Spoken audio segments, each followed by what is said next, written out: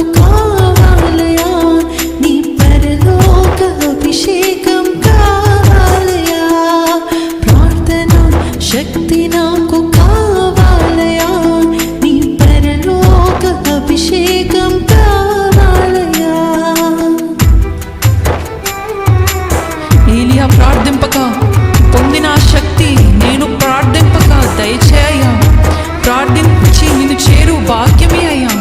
నిరంతరము ప్రార్థింప కృపనే అయ్యా.